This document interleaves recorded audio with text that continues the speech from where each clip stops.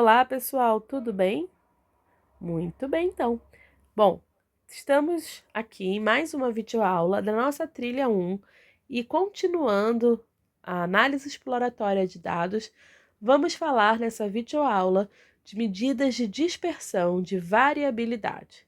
Nós vimos no vídeo anterior medidas de posição, né? Central, média, mediana, vimos a moda também. Percebemos que a mediana é mais indicada quando a gente tem valores extremos, enquanto a média é indicada quando seus dados têm uma distribuição normal. E agora nós vamos aprender um pouquinho, né, sobre dispersão, porque essas medidas de tendência central, elas fornecem um valor que vai representar um conjunto de dados, mas ela não vai nos mostrar o quanto, né, esses valores nesse conjunto de dados estão variando entre si.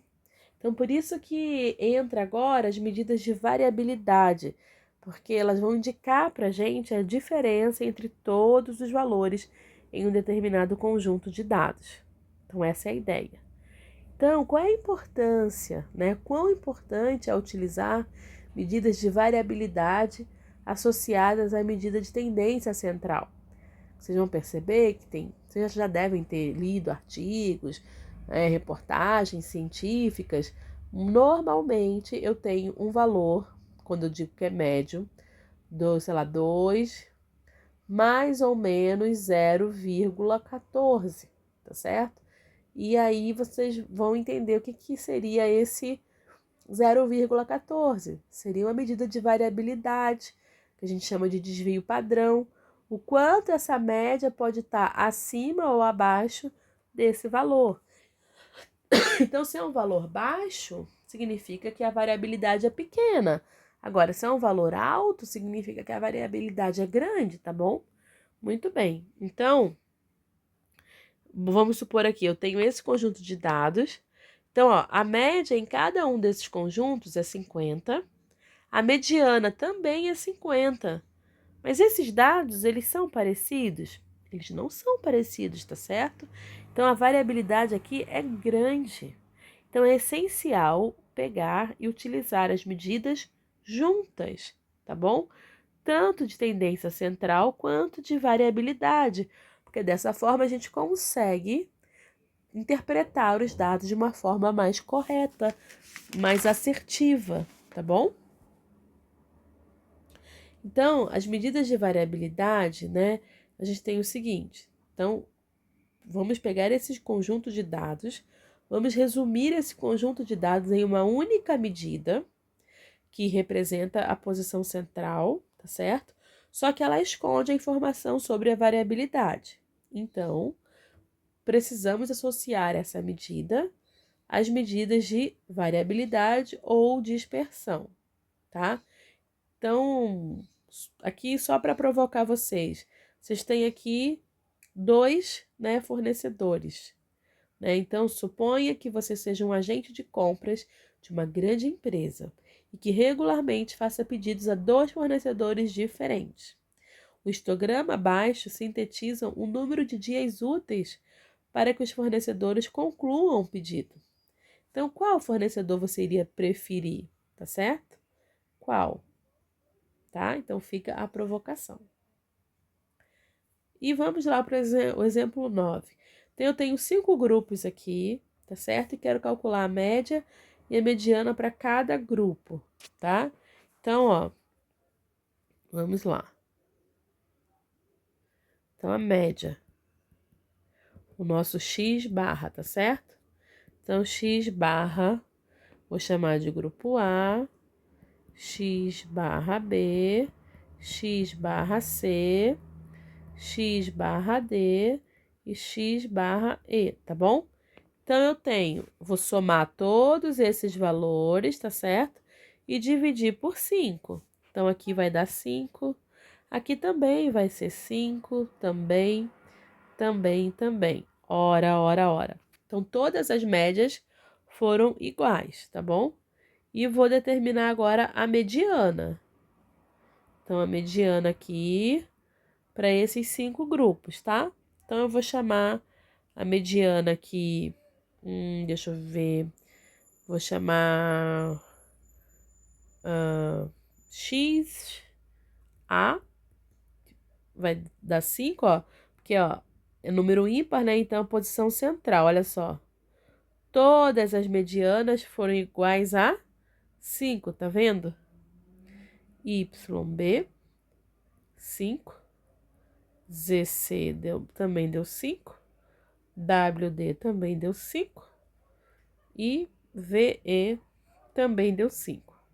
Então, a gente está percebendo que a média e a mediana estão iguais. Mas a gente percebe, esses dados aqui, eles não são iguais entre si, né? Tem uma variação, tá bom? Então, vamos calcular também a amplitude, lembra nas outras videoaulas? Então, é o maior e o menor valor. Então, a amplitude do grupo A, do grupo B, do grupo C, do grupo D e do grupo E, tá certo? Então, ó, do grupo A, se eu voltar aqui, ó, então vai ser 7 menos 3, tá certo? Que vai dar 4. Do B, ó, 9 menos 1, 8. 5 menos 5, 0. 5 menos 3, 2. 6 menos 3, 3. Então, a amplitude, a gente calculou, ok? Muito bem. Muito bem. Então, agora eu quero estudar um pouquinho a variância desses dados, tá? Então, vamos chegar lá. Bom, a gente percebeu que as médias foram iguais, tá certo? Mas as médias, né, não tá informando pra gente sobre essas diferentes variabilidades que, olhando, a gente percebe. Então, agora a gente vai escolher, né, uma medida que vai analisar a dispersão em torno da média. Então, a amplitude a gente já viu, já calculou, é a medida mais simples de variabilidade, né? É o maior valor subtraído do menor valor. E a variância, tá? Que é uma medida de variabilidade que vai utilizar todos os dados. Então, vai pegar a diferença entre o valor de cada observação e da média, tá certo? Se for população, ao invés da média é mi, né? Então, agora, a gente vai fazer isso para cada grupo. Então, aqui tá a variância amostral, a variância populacional, tá bom? Então, vamos calcular a variância, né, para aqueles grupos que a gente listou lá no exemplo 9, tá bom? Então, vamos lá. Então, eu vou fazer assim, ó. Grupo A, ok? A média, a diferença. Isso aqui, pessoal, software, pacote estatístico faz, tá? É que é bom vocês verem o que eles estão fazendo lá no programa, a gente saber calcular também isso na mão, né? Então, 3, 4, 5, 6, 7, ok? Então, esse foi do grupo A. A média, né? Todo o grupo deu 5, né? Para todos eles que nós vimos, tá certo? Então, aqui vai ficar, ó, 3 menos 5, que vai dar menos 2. 4 menos 5, que vai dar menos 1. 5 menos 5, que vai dar 0. 6 menos 5, que vai dar 1. 7 menos 5, que vai ser igual a 2. E agora, elevo isso aqui ao quadrado. Ok? E faço o somatório aqui. Xi menos x médio ao quadrado, que vai ser igual a 10. Então, a variância para o grupo A vai ser 10 sobre 4, né? Porque lembra, n menos 1, 5 menos 1, 4. 2,5. Então, essa é a variância para o grupo A. E, analogamente, gente, vai fazer para o B, para o C e para o D, tá bom? E aí, eu vou deixar para vocês fazerem em casa aí. Fazer exatamente o que eu fiz, tá? Aqui vai ser igual a 10. O C vai dar 0, e era de se esperar, porque todos os valores são iguais, não tem nenhuma variabilidade, né? O D vai dar 2 e o E vai dar 1,5, tá bom? Então, a gente percebe que a menor variabilidade é do conjunto C, seguido do E. Ó, vamos ver se faz sentido? Olhando para os nossos conjuntos de dados. Vamos ver. Ó, o E, ó, 3, 5, 5, 6, 6, tá certo? Esse não teve nenhuma variação. Esse aqui foi a menor variação depois do C, né? E faz sentido olhando aqui, tá certo? E a maior variabilidade que nós achamos aqui foi do grupo B, né? Que deu 10, não foi isso? Ó, 1, 3, 5, 7, 9. Olha só que variabilidade. Do 1 pulou para 3, depois pulou para 5, 7, 9. Então, só para vocês entenderem, né? O que nós estamos querendo dizer com essas medidas de variabilidade, tá? Muito bem. E se eu quero calcular o desvio padrão, né? É o mais ou menos que eu falei para vocês, eu faço a raiz quadrada da variância, tá? Então, ó, para o grupo A, vai ser a raiz quadrada de 2,5, que vai dar 1,6. Para o grupo B, a raiz quadrada de 10, que vai ser igual a 3,2. Para o grupo C, é 0, né? Para o grupo D, raiz quadrada de 2, que vai ser igual a 1,41. E para o grupo E, raiz quadrada de 1,5, que vai ser igual a 1,2. Perfeito?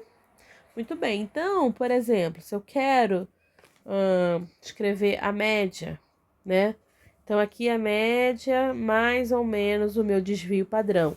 Então, eu tenho uma medida de posição de tendência central associada a uma variabilidade, tá certo? Ou seja, esse valor pode ser 6,6, tá certo? Ou então 3,4, né? Então, você percebe? Essa é a flutuação, né, que você percebe dos seus dados. Então, o desvio padrão, né, vai ser uma medida que vai te dar essa ideia de dispersão. O quanto, né, a sua média está afastado aí do seu conjunto de dados. Então, aqui, ó, 3,2 mais ou... Não, aqui é 5 mais ou menos 3,2. Aqui é 0, aqui é 5, mais ou menos 0, porque você não tem nenhuma diferença, então é 5 mesmo. Aqui é 5, mais ou menos 1,41. E no E seria 5, mais ou menos 1,2. Perceberam? Então, quando a gente coloca lá no Excel para pedir para calcular o desvio padrão, é exatamente isso que ele está fazendo. Está pegando cada valor, subtraindo da média, né? Elevando isso ao quadrado, fazendo o somatório disso, tá certo? Dividido por n menos 1, né? Depois extrai essa raiz de tudo, tá bom? Muito bem. Bom, então o desvio padrão, né? É uma medida de dispersão que usamos muito. É baseada, então, no desvio de cada valor da média. Então, a dispersão dos dados em torno da média, tá? Então, o que eu falei, não precisa memorizar, né? O software faz isso muito fácil e muito rapidinho. Então, aqui, só para vocês entenderem, que eu também achei bem legal essa ilustração desse e-book, né? Se eu tenho uma distribuição normal, o que eu tenho aqui? 68% dos meus valores, ó, cairão dentro do intervalo de uma média mais ou menos um desvio padrão. 95, ó, mais ou menos 2 desvio padrão.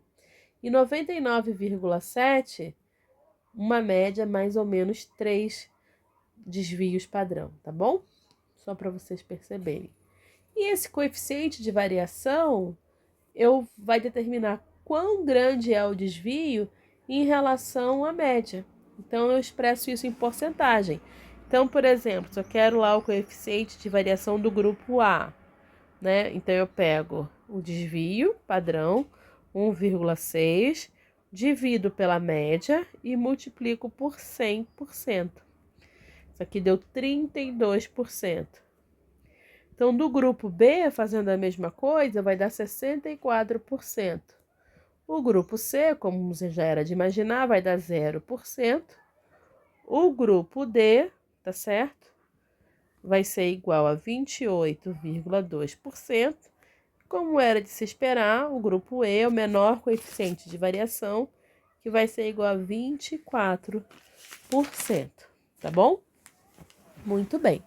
Então, gente, essa era a ideia da aula, dessa videoaula. E na próxima, então, a gente vai trabalhar percentis.